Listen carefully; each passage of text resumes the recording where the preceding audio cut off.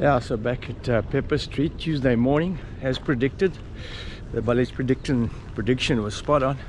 The surf is cooking. And they've got the ladies event running, and then they're going to run the eliminations. It's looking amazing, 4 to 6 foot and smoking. Tuesday morning, and they're on overlapping heats. Bring that spirit of servanthood. Cooking. Just sharing their time. And supporting on every level. JBay absolutely firing today. 12.5 minutes in the priority heat, no priorities. After what had looked to be a shaky forecast, JBay had stepped up to the plate and delivered the goods. We had an incredible second day of the comp with some amazing scores and some amazing surfing. JBay was pristine and the surf was incredible. Yeah, unfortunately the second half of the comp didn't live up to the expectations with the finals day, but the waves were contestable and it was probably the best waves the WSL has seen for the entire year of contests. Holy moly, check at this.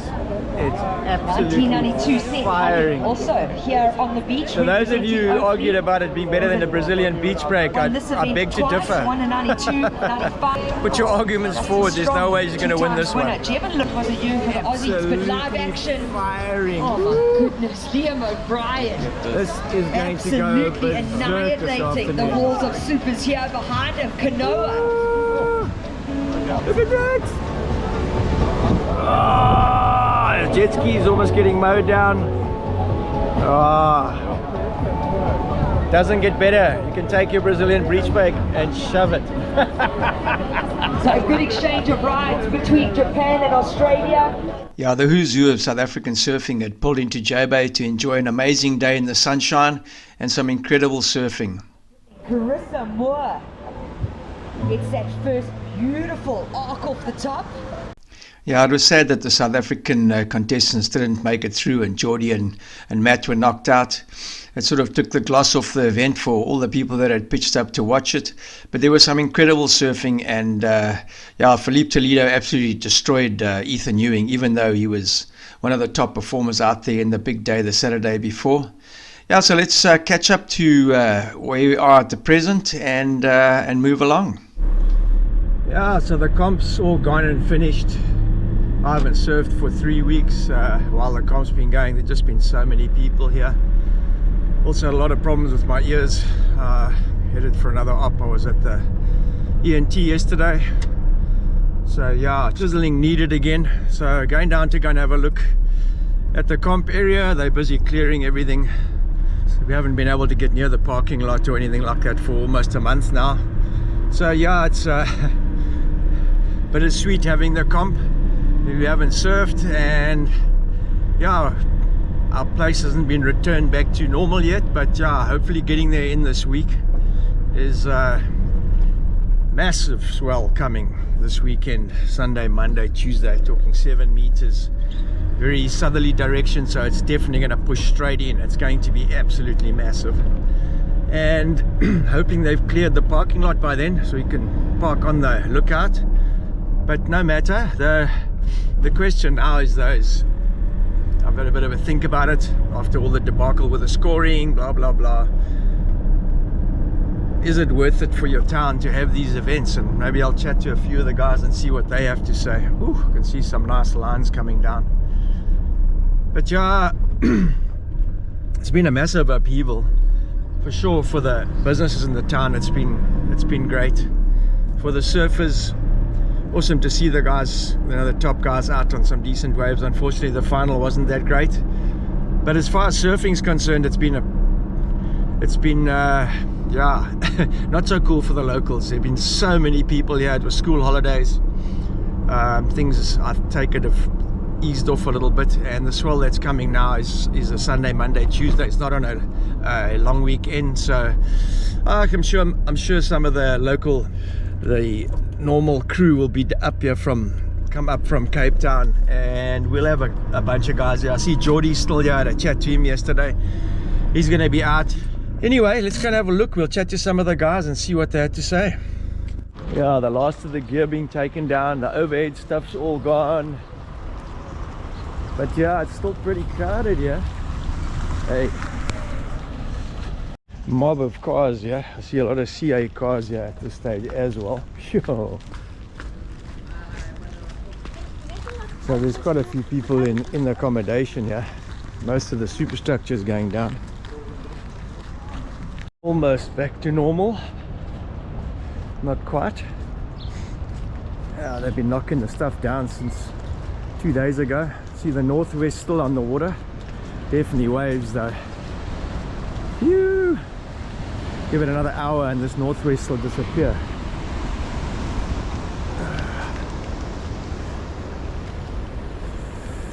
Last of the lasts.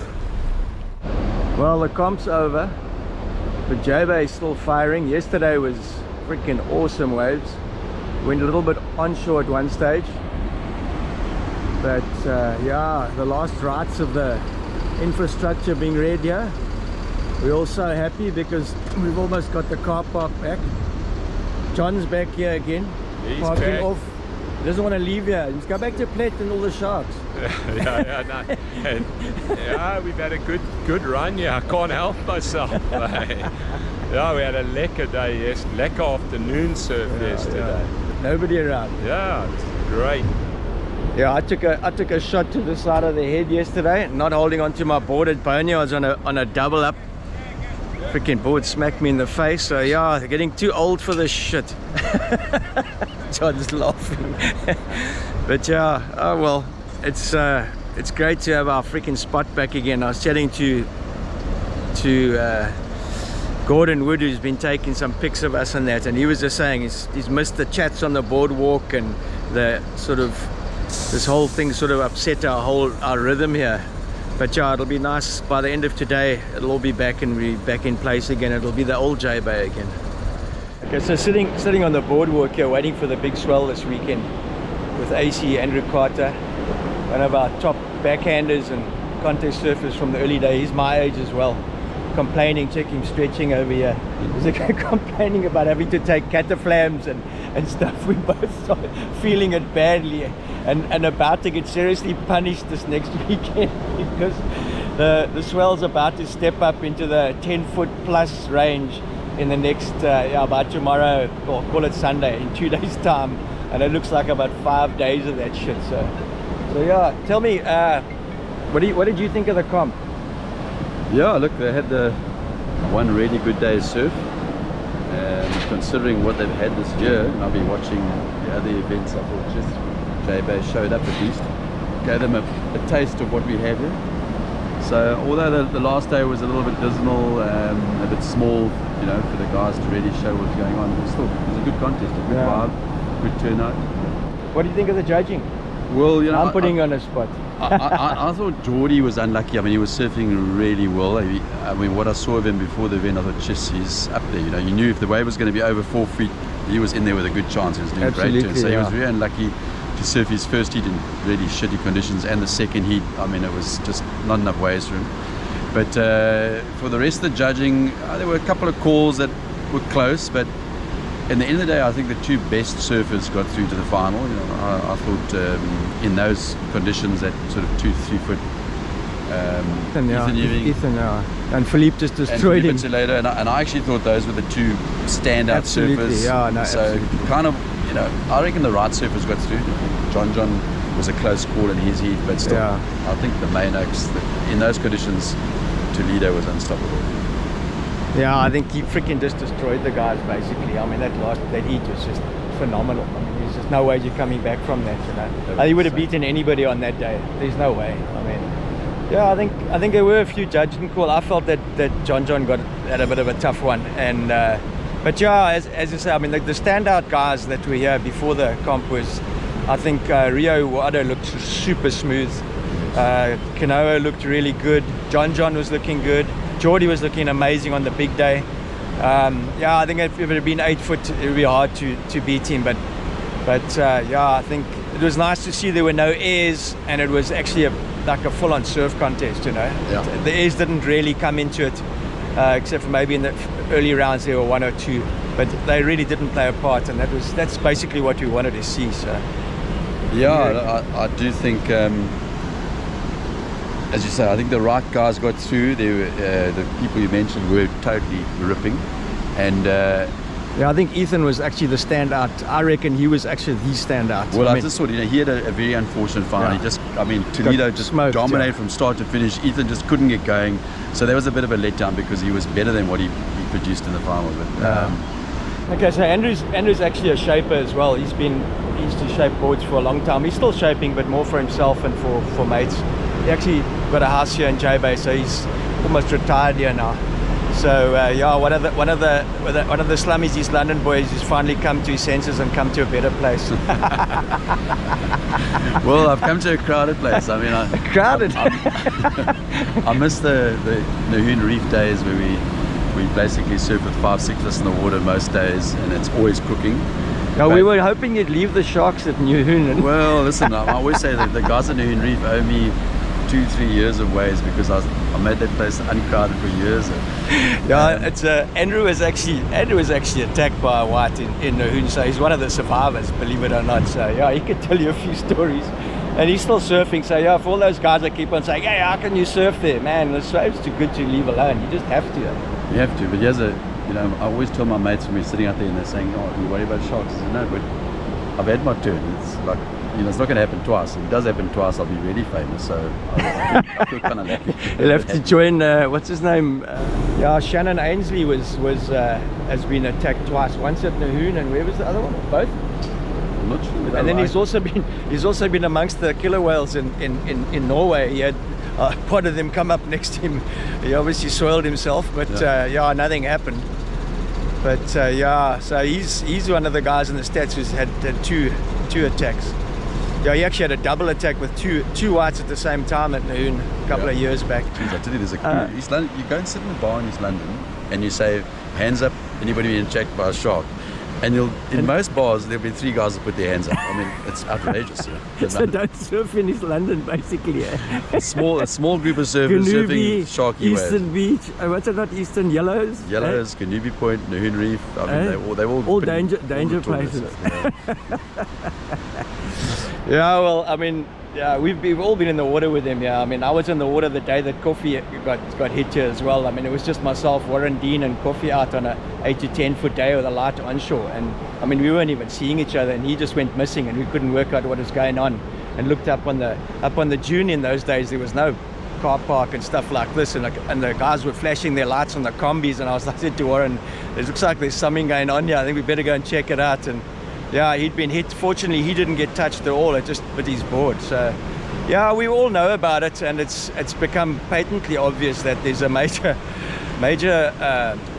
put it this way, there's a certainly on our minds. There's definitely on our minds, because they definitely hear, and they hear, I think, a lot more than we know. It's whenever they put the drone up and they put the spotter plane up, they get seen. So I mean, how many days are we out here that we don't even know that they're with us? So to me, yesterday and today, with this cold, semi sort of milky water, I mean, you've got no chance of seeing them. Yeah, we're no chance in. They're probably swimming underneath you. And I must say, yesterday was sharky water. Were you feeling a bit funny yesterday? I did. Well, Slater was out there. He was even talking about it. Oh, really? Eh?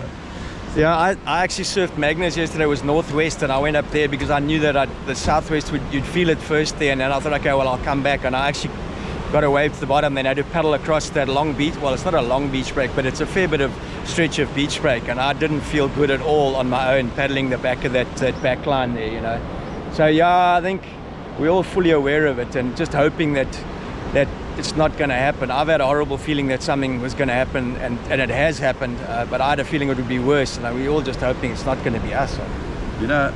For some reason, even though they're here, I feel safe surfing this place, apart from, like you say, if you're paddling around the back of boneyards.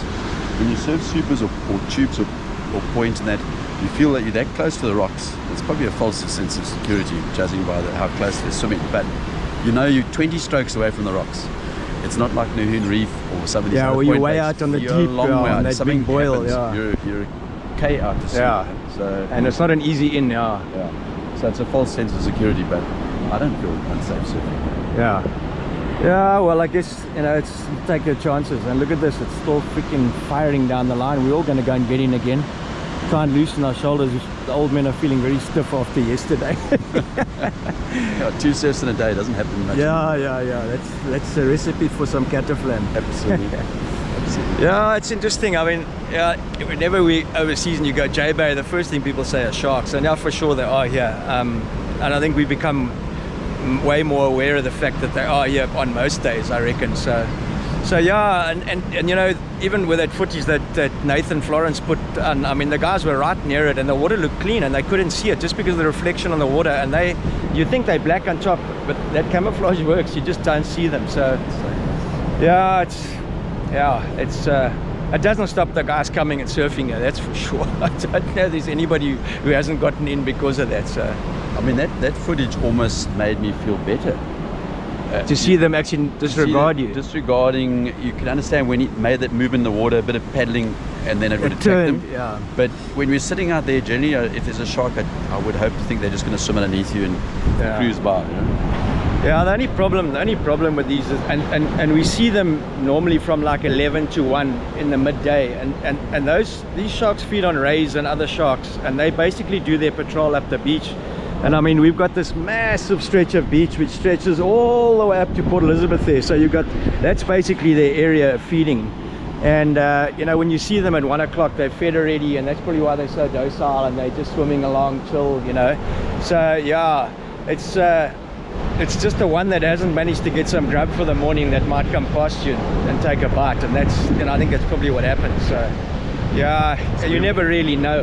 But we were talking about in the water yesterday. When you're sitting calmly, yeah, you got less of a chance. No, absolutely. Less of a chance. It's when if you're splashing around, just like the same as any other predator. Yeah. If you run like a top water lure, the more noise you make, the more chance you're being hit. Which is why I hate the guys that kick and go freaking mad out here when they're paddling for a wave, because they're just attracting everything. But yeah, I think when you're paddling, you know, obviously you don't see things, and that's probably when you're at the most dangerous, you know. Although 2 guys have been approached, the last one was sitting. I mean, Mick was sitting on his board quiet, but the shark sort of came around him, and the last guy that got hit here was sitting, you know, fortunately for him, and got away with it. So yeah, it is a worry, but yeah, it's part of the territory. This is Africa, not for sissies. Listen, it probably keeps another 60 people from surfing or something. We should be happy and grateful.